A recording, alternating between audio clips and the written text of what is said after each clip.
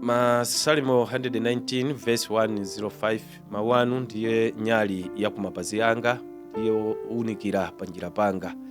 Dziko lapansi lakhala likugwiritsa ntchito mababu icecom, akhala likugwiritsa ntchito nyali za koloboyi kupezekatha parafini zimathima. Komano mawu a Mulungu ndi moyo, mawu a Mulungu ndi nyali imene tsiku ndi tsiku moyo wathu angathe kugwira nafe ntchito.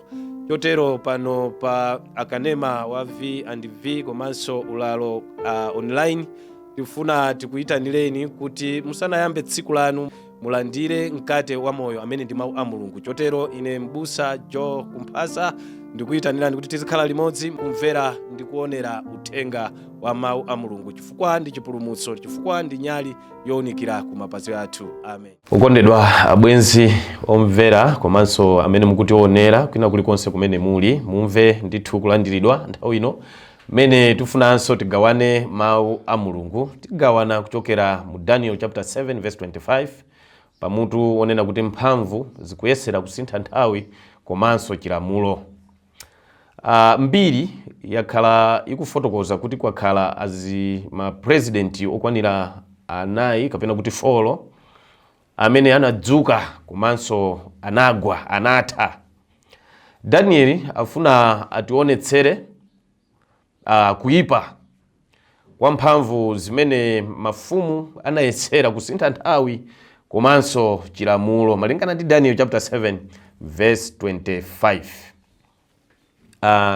Tikuona za nyanga yaying'ono imene ikulankhula zamwano against Mulungu, akuzunza kapena kuti kupha atumiki a Yehova, komanso akuyesera kusintha nthawi komanso chilamulo. Bible likuti azayesa kusintha nthawi izo ndi nthawi zina ndi nthawi yanunso. Akati nthawi ndi chaka, ndi nthawi imene Bible amalemba mwezi uliwonse umatha ndi masiku usate, ndi sate times 12 miyezi imene makhala pa chaka, 12 times 30 tipeza kuti ndi 360 chaka chimodzi. Mene Bible lana kuti nthawi zina ndiye kuti zaka ziwiri, 360 times 2 720. Ndi nthawi yanunso ndiye kuti half ya chaka imene ndi 180. Ndiye mukaphatikiza 360 plus 720 plus 180 tikupeza 1260 years. Chotero ndi zaka zimenezi anthu anaphedwa, anthu anazunzidwa kuti asasungenso sabata lona la m'Bible. Malingana ndi maphunziro ena akumbuyo amene tidaphunzira, tidapeza kuti sabata lona la m'Bible ndi tsiku la nambala 7 la pa Mulungu limene ndi Saturday. Chotero mbiri ikufotokoza za ulosi umenewu. Chotero Daniel analemba nkhani imeneyi ku Babylon kapena kuti ku Babulo ali ku ukapolo. Komanso masomphenya awawa akukhuza dziko lonse limene linalamulidwa makamaka Babulo, Medo Persia, Greece komanso Rome kapena kuti Roma. Babulo nthawi imeneyi amalamulira ndi Nebukadineza, komanso kusogolo kwake kwadalamulira Belisezara, komanso Medo Persia analamulira asogolere ena amene adakhalapo Kores komanso Dario nthawi imeneyo. Greece amene anasogolera ndi Alexander the Great, pamene the Roman Empire anasogolera ndi sogolera amene analipo nthawi imeneyo a Herodi osiyanasiyana, Antipasi, Filipi ndi otero. Ndiye mphamvu izi zikuonesera za chipembezo komanso mphamvu za ndale political. Mawu amene afotokozedwa kuti attempt ndi mawu amene ali mu Chi-Aramaic, kutanthauza kuti not succeed. Amayesera kuti mwina asinthe chilamulo, asinthe nthawiyo, koma sizinatheke. Nthawi malingana ndi Bible imayamba pamene dzuwa likulowa, tsiku limayamba pamene dzuwa likulowa madzulo, ndikuti nthawi yayamba kapena kuti tsiku layamba lina latha. Koma lero timaphunzira kuti tsiku limayamba 12 koloko usiku. zimenezi ndikuyesera kusintha nthawi malingana ndi Daniel chapter 7 verse 25. Komano nthawi ya Baibulo imayamba pamene dzuwa likulowa.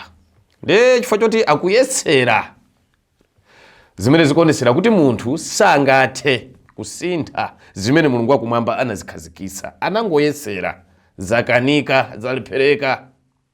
Chotero abwenzi okondedwa, mbiri ikunena kuti ikuyesera kusintha ngakhale malamulo a Yehova kuti asakhalenso, asagwiritsidwenso ntchito.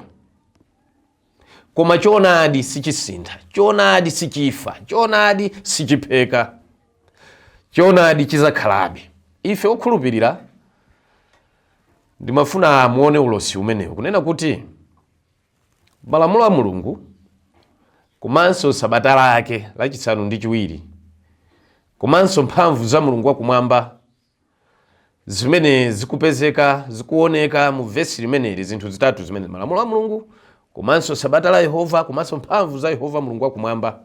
Anthu akuyesera kuti mwina azisuluse, anthu akuyesera kuti mwina azithese, koma sizingatheke chifukwa ndi anthu. Ndiye apa nkhani ndi yakuti si chifukwa choti ndi mbiri, history. Komano izizi zichitika, zachitika, zidachitika masiku akumapeto ngati ano. Chotero timve amene tikumvetsera uthenga ulero kuti ife izi zikutikhuza. Kodi tipitiriza kumvera miyambo ya wanthu, zolankhula wanthu, kapena tipitiriza kumvera mawu a Mulungu wakumwamba, buku lopatulika Bible? Tipitiriza kumumvera Mulungu kapena tipitiriza kumvera zimene zakhala zikumveka ndi wanthu? Kukhulupirika sikuyezedwa ndi zimene tikuchita. Ntchito zathu zimafunika zionetsere chikhulupiriro chathu. Ntchito zathu zokha pazokha sizingaonetsere chikhulupiriro chathu pokhapokha ifeyo titakhala okhuzika, titakhala anthu osinthika. Kusinthika kumeneko kuonetsera ntchito. Ntchito zibala chikhulupiriro. Chotero abwenzi, mmene tikumaliza uthenga wathu ochoka mu Daniel chapter 7 verse 25, Mulungu akutiyitanira ife anthu okhala pa dziko lapansi kuti tiyeni tiyime pa choonadi chake. Kodi inu ndi ine tikhalabe oyima pa choonadi cha Yehova, kapena ndi amodzi a ife amene tapandukira Yehovayo? Timafuna tikuyitanireni kuti tinayenera tibwerere kwa Yehova, timve mawu ake, tichite mawu ake.